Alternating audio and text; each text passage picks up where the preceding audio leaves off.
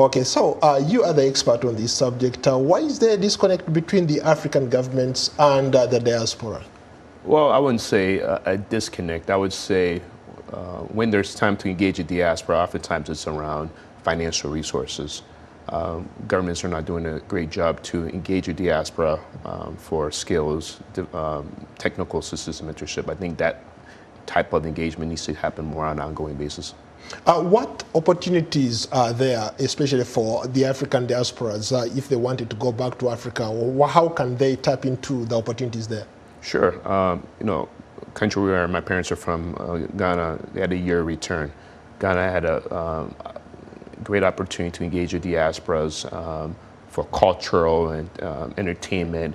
It was a great opportunity to engage the diaspora. So when it comes to cultural, entertainment type of things, countries can emulate what Ghana has done.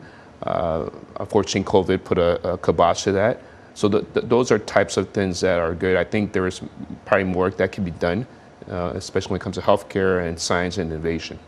Nii, you've written extensively about diaspora issues here in the United States, but also on the African continent. You talk about how there is less transfer of skills. Maybe help explain that. Sure. So look, the three countries I always talk about when you engage diaspora: Ireland, Israel, and India. I think for us as Africans, we could look at India example. India is now known for the #1 producer of vaccines and healthcare because of its diaspora. How do we mimic that India example? You have all these Africans in the diaspora working in global health care, pharmaceuticals. How can countries engage these individuals, these professional networks to support the growth on the continent? I think India is one great example for that.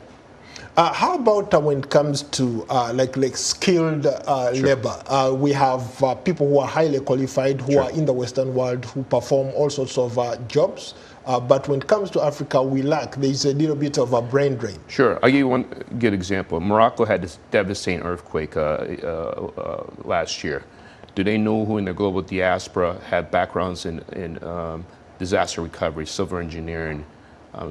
If you're the Moroccan embassy or consulate overseas, people go to your embassy to renew a passport or visa. Are you tracking, if you're an African embassy, how are you tracking your professionals so that if there is another humanitarian disaster, you know their skill set, their training, their professional networks, so that they can help you rebuild?